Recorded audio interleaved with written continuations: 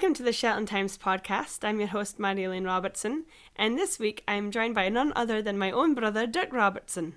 Can you Adam and Eve it? Hi, I'm Dirk. How's it going, Marjolein? Good, how are you doing, Dirk? Very well, and welcome to my house. Yes, thank you for having me at your house. Actually, there's a good point, because this is where the Heavy Metal Buffet podcast has been recorded for the last 6 years. That's right. We started off in 2012 with Jamie Hatch at the helm, and over the course of the 6 years, we've had several other people come and go and help us with the podcasting and the promotion of music in the Shetland Islands, all under the umbrella of Heavy Metal Buffet, and it all took place in this here basement. Yeah, so that's why I'm speaking to you today, because as you know, that this week is the last ever The Buffet Festival, Shetland Rock Festival. This week? Yeah, this week. Oh boy. It's tonight. Oh, is it really? Yeah. If this went out like a month ago, it would have helped promote the thing. Yeah. So we're doing a kind of looking at the final days of the buffet, and just a way of celebrating what we've been doing for the past 6 years. Mm-hmm. Because I am also involved in the buffet, but for the purposes of this podcast, we'll let Dirk do the talking and explaining. Otherwise, there will be no context given here. Okay, yeah, whatever you say. You're the professional. You interview away.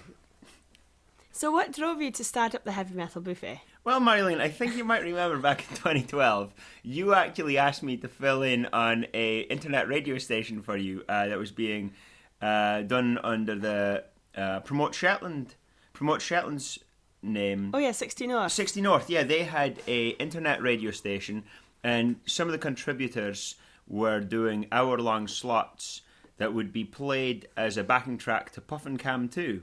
So while you watch Puffin Cam 2, the webcam which shows Puffins, you could hear local DJs playing any kind of music.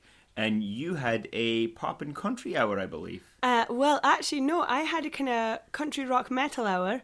But after you and Jamie also started doing a show, there was too much metal, and I got moved into rock. Okay, yeah. Well, you still played a lot of country, so yeah, I like country. You were away for a week, and Jamie Hatch and I stepped in because we were at the time constantly listening to music and speaking about music together. Jamie and I were. And you were part of that group, so you thought, I guess, that we would be able to talk to music to each other on the air, which we did live as well. And we played music as well, and immediately fell in love with the whole concept of radio. Yeah. I think that night we went back to Jamie Hatch's house and decided to continue exploring making, I guess from our point of view, you'd call it amateur radio, because we had actually talked before about wouldn't it be fun to do a podcast together. Now, the reason I thought that would be fun is because if you skip back a previous 20-odd years, you, Marjolein, and myself used to record each other in a tape player and introduce tracks off the radio and also speed up and slow down our voices and make a radio. Well, we had a radio station. Oh, I forgot about that. We had a radio station when you we have were to press children. play and record on the same time Yeah. so it will actually record. So when Jamie Hatch came along 20-something years later and actually offered that we could do it for reals, then I thought, yeah, that'd be great. He came up with the name as well, Heavy Metal Buffet, on a car ride that all three of us were on. And we were all trying to come up with a name that would suggest a podcast that plays heavy metal music, but isn't specific to heavy metal music. That's news to me. So he came up with the name Heavy Metal Buffet, and we laughed our way into town and then got to recording right away. Yeah. So the way we recorded was we first started in his house, and then we actually moved it to the basement, which where we are now under my house. We had a USB mic, much like yourself, and a laptop, and then we would download. And that setup is still exactly how it's done exactly today. the same setup. Yeah, Never it's the same changed. microphone, and we would record ourselves talking about anything that we felt would be applicable to the term heavy metal buffet, I suppose you could say. So we very, in fact, I was listening to the very first episode today. It's awful. It's the worst thing I've ever heard. But it's us talking about what's going on in metal, and then we played Baroness's then latest track, which was Board Up the House. Album? Board Up the House, yeah. And we were obsessed with that, and then we played some Meshuggah, and we played big tracks, and we soon found out that we don't have the license to do that. So we started playing unlicensed tracks. You say we soon found out. I think the Heavy Metal Buffet played licensed tracks for like a good year before we learned what PRS licenses are. Yeah. Or we found out that we really do need one. So what we did, and it actually shaped the buffet and made it something that I think I can say for all of us, we became extremely proud of. Because at first it was just having fun. But then we started turning it into, out of necessity, and also by doing that we found out what we were really doing, we started turning it into a place where we could showcase local unsigned bands and actually give them somewhere to have their music played. And it's all free, there's no money, it was purely for promoting what they're doing, which is building the scene, which we actually like to go and watch bands and meet people and hang out and local heavy metal. So we were becoming part of the local heavy metal scene in Scotland, very much in Shetland. And then for the next 5 years leading up to now, we actually just became a local unsigned music promotions group.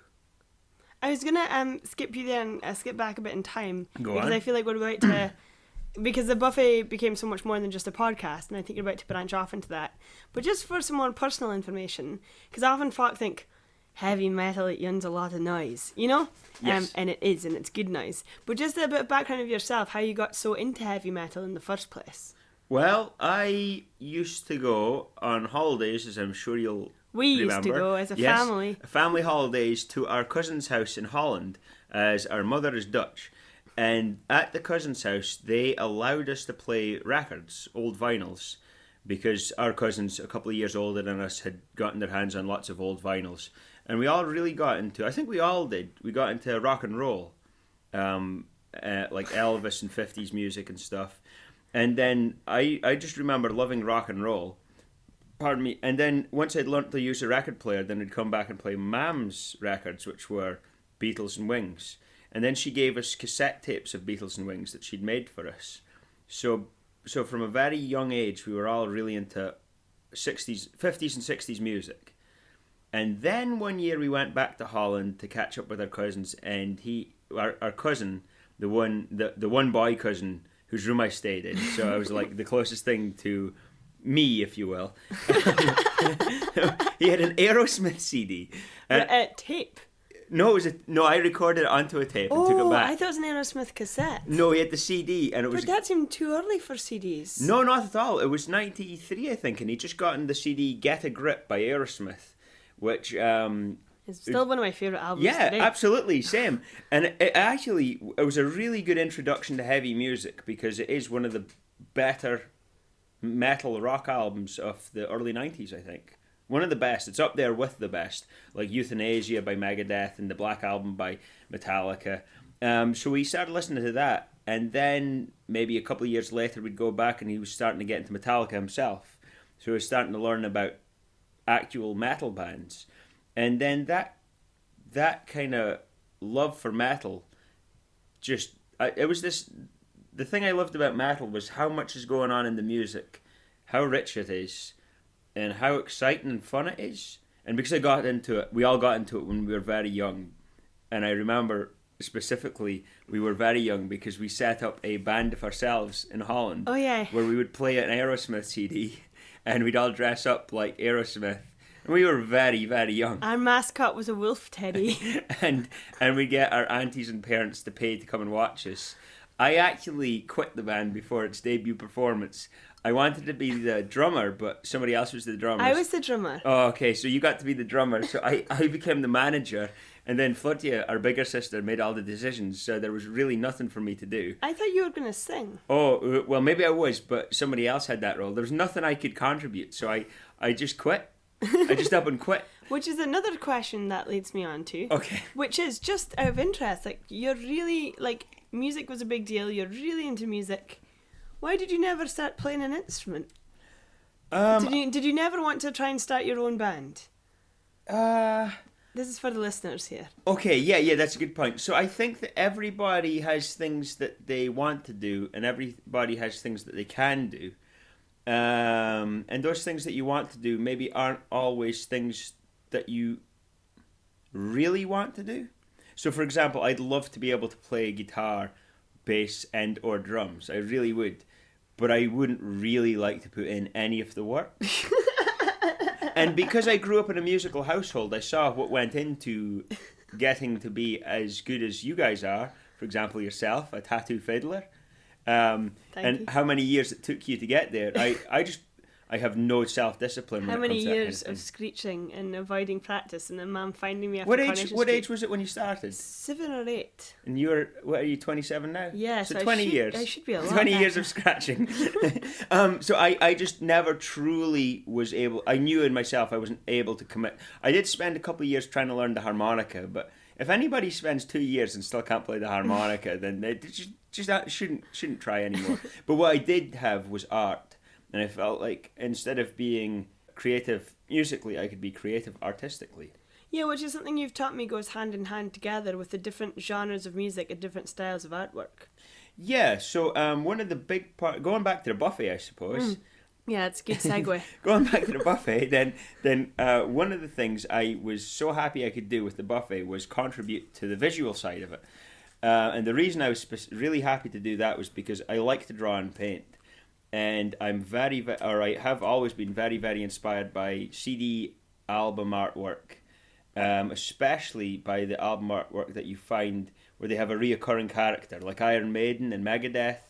In fact, those two characters are two of the most influential kind of images on me. In fact, the Iron Maiden character, Eddie, I remember seeing Iron Maiden screensaver of him when, again, we were very, very young and at our cousin's house, and they had what we didn't have, which was a computer, so they needed screensavers. And there was one of Eddie's face just smiling, and I remember that absolutely like drilled a hole in my mind.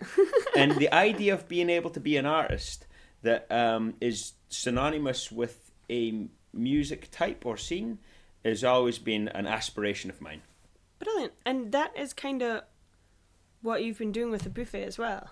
Yeah, so like we said at the start, I have been podcasting along with yourself and for many years Jamie Hatch and also Jamie Dalzell. We've been podcasting together, and along with other things that we've done for the buffet, like live shows or helping out with CD launches. Then I've always done the imagery for the posters and the t-shirts. Granted, you and Jamie have done the odd bit yourselves. I did the first ever poster. You did, and Jamie did a t-shirt once. But I've done as much as I can of the imagery and loved being able to have my artwork being part of a band getting on stage and doing what it is they do. Yeah.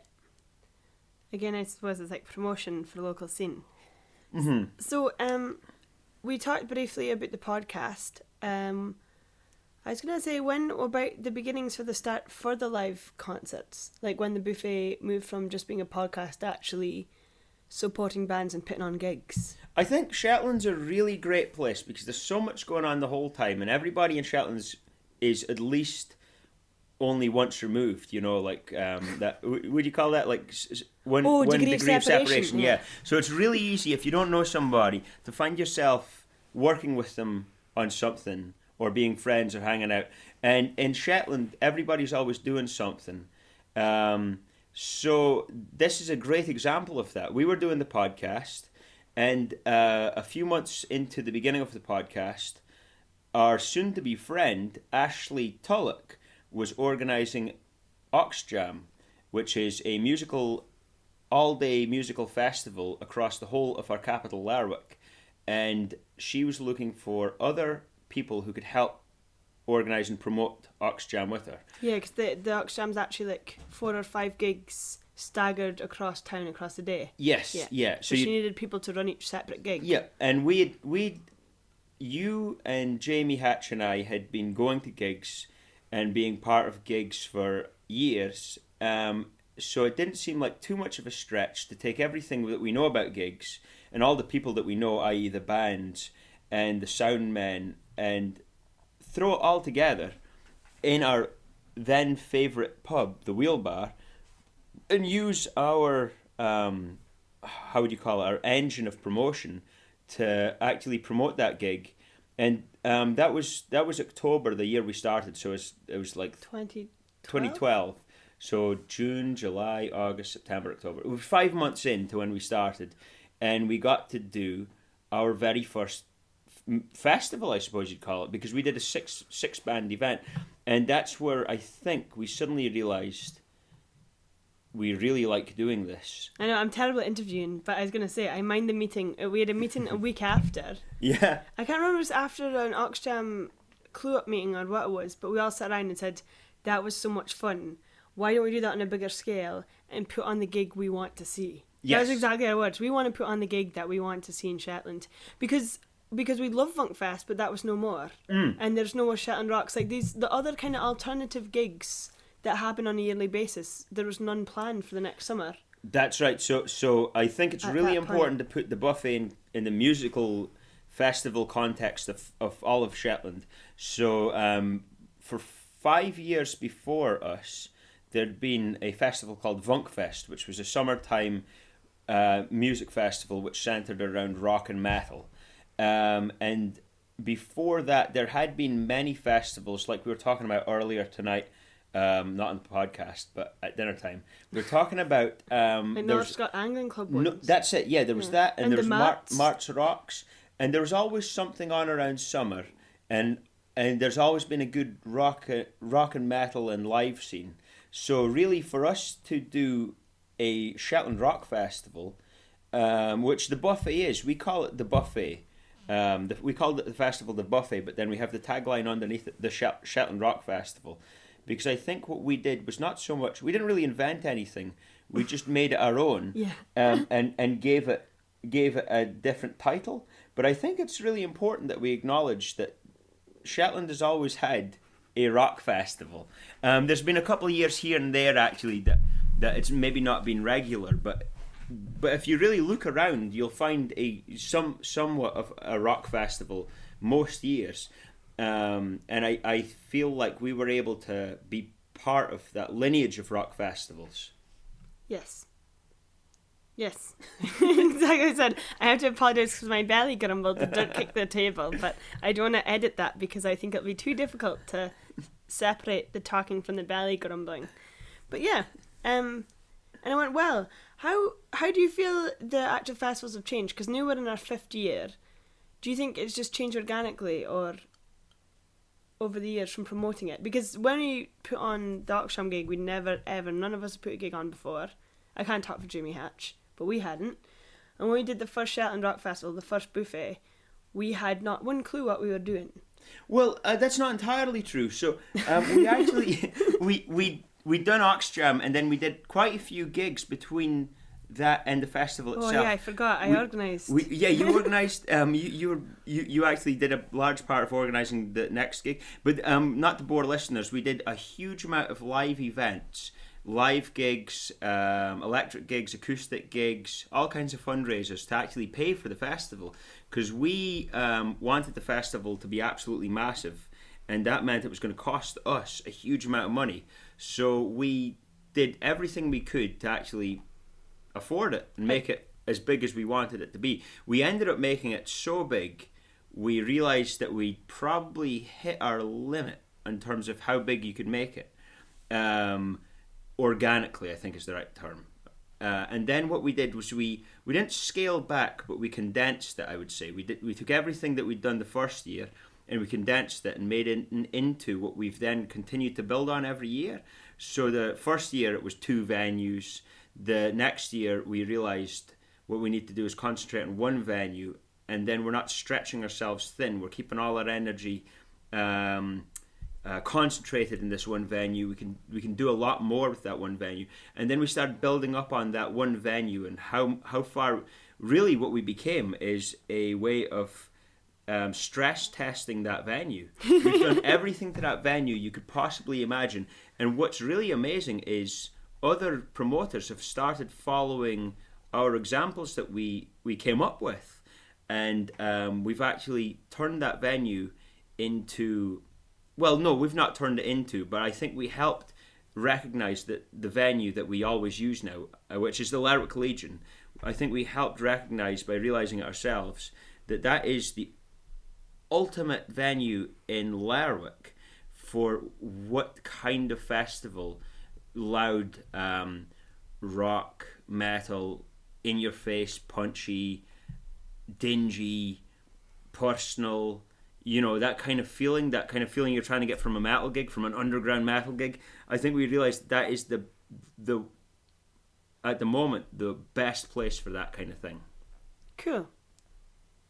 Yeah. What was the question? Year, I don't know. But I was this building. year, How's it changed? Yeah, that was my answer. over the years. Yeah, and I suppose it has. And then this year, of course, then we've got the 2 stages which we brought in 2 years ago. But this year it's over 3 days. Yes. So it's grown in length of time. Okay, so this year, I just want to say, this year being our last year, we have built and built and built. I don't think there's a whole lot more you could build into what we've done. It's a great time to end because I think we've reached a natural conclusion. And one of the amazing things about this year, I mean, it's three nights. It's a total of something like 22 hours if you were to butt it all up together. Of like literally non-stop music. When one stage stops, the other one starts. So there is no break in the music over that course of that 3 nights. And it's absolutely amazing. There's 30 acts. 30 bands are going to be taking place in that. And that says a lot about the Shetland music scene right now. I know a lot of people say it ebbs and flows and it comes and goes and stuff. But actually, when you look at how many original bands that can fit into a metal/rock and also funk, pop rock, DJ lineup, because it's quite varied, but the overall feeling is heavy and loud. That's 30 bands. We do have visiting acts, but only 5 of them are visiting, so that's 25 Shetland acts. And I also have to admit, that is not all the bands in Shetland that fit under the rock and metal genre as well. There are more bands that we actually couldn't fit because it's, we've pushed this thing we've pushed it to the limits. Yeah, and then of course, because there are also cases when we can't fit any more bands, so you're like, well, we've had them 2 years in a row, so we'll try this band this year. Yeah, keeping it fresh, giving every band a go. They're chance. So, seeing as this is the last summer, I just quickly wanted to mention HMB TV. Yes. For listeners, do you want to explain what that is? Okay, so HMB TV is an idea that we actually banded around for several years. I don't know. So we were a podcast and we did gigs and we did promotion and stuff. But you, Marjolein, Jamie Hatch, and I all love watching funny things. I think everyone loves that. But then we got into making funny things, making videos and stuff, and I think we all realised we work really well together, and we kept on trying to work out how to make a kind of a visual counterpart of a regular video output that is a counterpart to our podcast and our promotion group and everything. And it took us years to realise that. There's several incarnations of it. You did mini documentaries. We did weird kind of sketch shows. We even did a video podcast for a couple of weeks, which was a lot of work. But there are a couple of episodes, if you look out for them, of us recording podcast sessions. We even did video episodes where we would showcase bands' recording sessions and stuff and interview them. But then one day, it was you were trying to come up with a video for a screenplay, and you wanted to do, I almost feel like you wanted to do a documentary short. A mockumentary? Yeah, but then it turned into a very hard, serious look at a podcast group in Shetland, and it turned out it was a really good project to work on, and we we got obsessed with it for months, and we did a 7-episode series called HMBTV, and we put it out there, and we got a huge amount of feedback, like shocking. But again, being Shetland what it is, and also this also happened in Orkney and Aberdeen. It's always when you're out drinking and people go, wait a minute, no, it's you guys, and then they start shouting at you lines that you said when you were being filmed once, and it's very weird. It's very, very weird. So we thought, this is great. We like doing it, and people like watching it. So actually, we have this year completed a second series of HMBTV, and it should be mostly shown by now. It should be. Yeah. So that's another reason why when I think came to the conclusion at the end, it felt like a good run of weekly podcasts, the big festival, and a conclusive season. Yes, that is true. How do you feel about the end? Okay, well, I actually have something I kind of touched on before, and I think it's very important that I say this. So a lot of people have said that it's expressed their sadness at the buffet ending. But what I really, really want to stress is, I think what most people are seeming sad about is not so much the podcast and HMBTV, because Lord knows nobody likes it in real life. Who listens? Yeah, I know. But it's the festival that I think people are quite, because this has been the year that ended the festival, and that's how people have kind of brought it up the whole time. What I really want to stress is what we were doing was we were serving our time for the Shetland music scene, or that's kind of a way I look at it. You know, I like you asked me before, why didn't I ever pick up an instrument? Well, I couldn't, I wouldn't, and I couldn't. But what I could do, what I discovered, is promote music and put on gigs, and that's how I could be on stage and be part of the music scene, and it's been great. And I feel like that was my way of paying back the music scene as well, being able to contribute to it is maybe how I should say it. And what we did was the Shetland Rock Festival for 5 years. But like I said before, we are not the only people who did what you could call the Shetland Rock Festival. And I would say there's no reason why anybody couldn't pick up from where we leave off and do their own take on it. Yeah. So I would, I don't expect it, and I don't not expect it. I'll just see what happens next. But I'd love it if any young, new, old, seasoned, whoever promoter would take the opportunity next year, any time of year too. It doesn't have to be summer. We just always thought that worked best for us to go ahead and do the Shetland Rock Festival, because it is essentially, it's up for grabs now. Is there anything particular to the buffet you'd love to see continued in the Rock Festival? Anything that happened in the buffet festival? Yeah, just that, like, don't follow any rules. Just work it out for yourself. I think that's why we became different, is because there are ways of doing things and things that you can follow, and like if you get a grant, then you have to follow certain... Or just like... I think that because there was enough of us and we all had so many stupid, mad ideas and we all decided to follow up on them, it turned out to be what it was. So I would say if anybody has any ideas, any aspirations, any mad kind of concepts, you will make it work if you want to. If you book them, they will come. Oh, well done.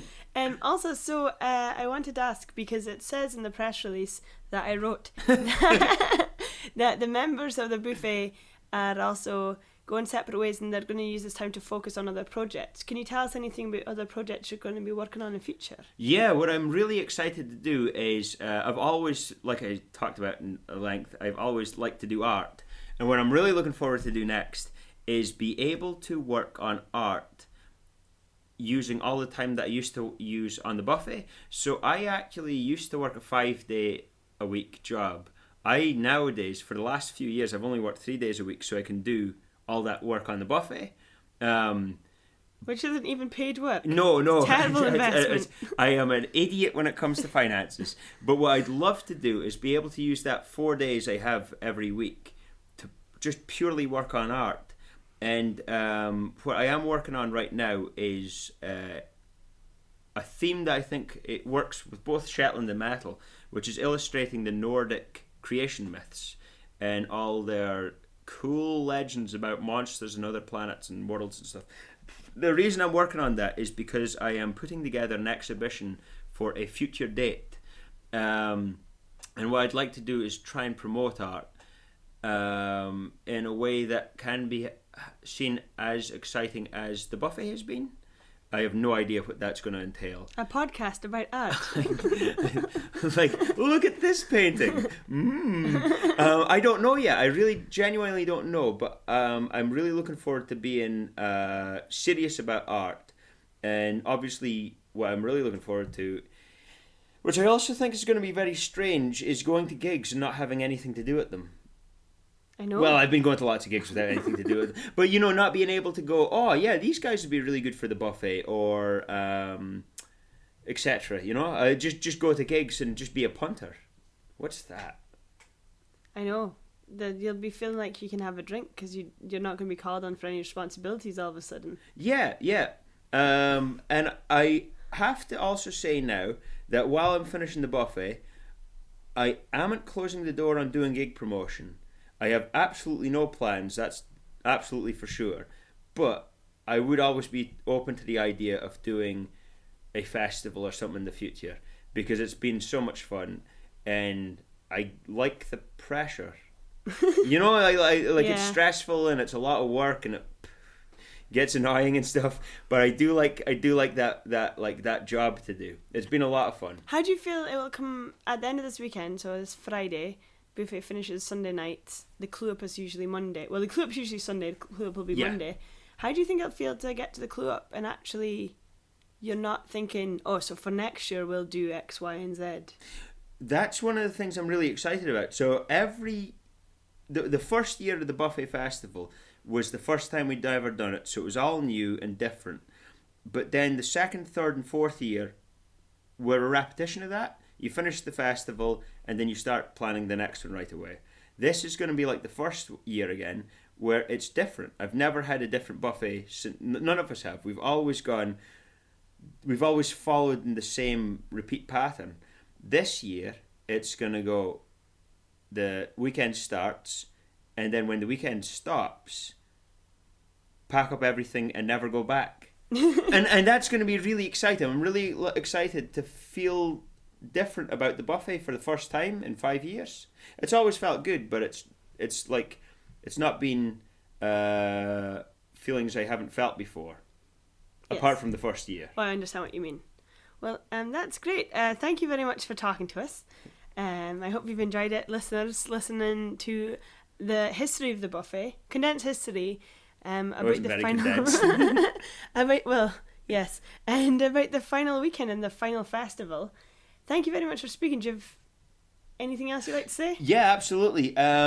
We probably will have one more episode of the buffet to go out with the three hosts. So you and Jamie Dalzell and myself. And we might even get in some old hosts as well to guest appear on it. Oh, and cool. You can hear that if you go to facebook.com/heavymetalbuffet or soundcloud.com/heavymetalbuffet. And you can actually hear what it sounds like when we do it. And you can hear all the tracks we play and everything. And you can see all the archives and everything. Like we will literally be calling it a day, but all our archives will remain live, so you can see what's happened in Shetland and Orkney and Aberdeen and Scotland in the music scene. That's all like gravitated around Shetland for the last 5 years. Brilliant. Thank you very much, Dirk. You're very welcome. Thanks for having me on the Shetland Times podcast. Thank you, brother. And if you have any ideas of stories you'd like to hear on Shetland Times podcast, if you have a story to talk to us about, an interest you'd like to share with us, please do get in touch. And thank you very much for listening. Have a nice weekend.